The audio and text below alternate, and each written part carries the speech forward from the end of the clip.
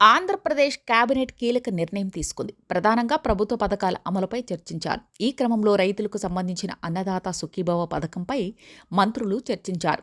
కేంద్రం పీఎం కిసాన్ కింద ఇస్తున్న డబ్బుల్ని కలిపి మొత్తం 20,000 ఇవ్వాలని కేబినెట్లో నిర్ణయించారు. కేంద్రం పీఎం కిసాన్ నిధుల్ని 3 విడతలుగా విడుదల చేస్తున్న సంగతి తెలిసిందే. ఈ మేరకు కేంద్రం ఒక్కో విడతలో ఎంత మొత్తం నిధుల్ని విడుదల చేస్తుందో రాష్ట్ర ప్రభుత్వం కూడా అంతే మొత్తాన్ని రైతులకు ఇస్తుంది. త్వరలోనే విధి విధానాలను ఖరారు చేసిన అన్నదాత సుఖీభవ పథకాన్ని అమలు చేయాలని ప్రభుత్వం భావిస్తోంది. కేబినెట్ భేటీలో ఎన్నికల హామీలపై చర్చించే సమయంలో ఏ పథకాన్ని ప్రారంభిస్తే బాగుంటుందనే చర్చ జరిగింది.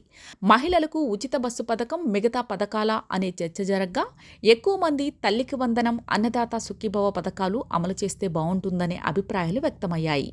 కేబినెట్ భేటీ తర్వాత మంత్రులతో ముఖ్యమంత్రి పలు కీలక అంశాలపై చర్చించారు.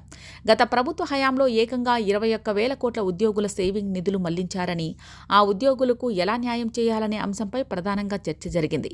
గత ప్రభుత్వం ఉద్యోగులకు చేసిన నష్టాన్ని భర్తీ చేసేందుకు ప్రత్యామ్నాయాన్ని ఆలోచించి వారికి న్యాయం చేయాలని చంద్రబాబు సూచనలు చేశారు. రాష్ట్రంలో ఆర్థిక వెసులుబాటును చూసుకుని ఒక్కో ఎన్నిక హామీ అమలు చేద్దామన్నారు ముఖ్యమంత్రి.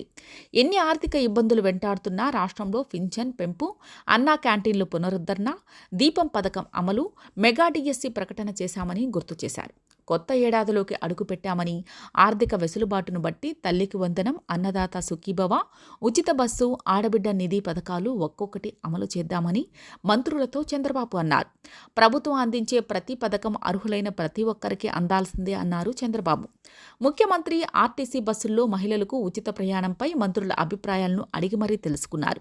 అన్నదాత సుఖీభవ, తల్లికి వందనం ముందు ప్రాధాన్యం ఇవ్వాలని, ఈ 2 పథకాలను అమలు చేయాలని సీఎం చెప్పారు. రాష్ట్రంలో రెవెన్యూ సదస్సుల వల్ల ఎన్ని దరఖాస్తులు వచ్చాయి, ఎన్ని పరిష్కారాలు అయ్యాయని ఆరా తీశారు. రెవెన్యూ సదస్సుల్లో 13,000కు పైగా దరఖాస్తులు వచ్చాయని అధికారులు సీఎంకు వివరించగా ఈ సమస్యల్ని వీలైనంత త్వరగా పరిష్కరించాలని సూచించారు. ఈ సమస్యల కోసం అర్జీదారులు పదే పదే రాకూడదన్నారు.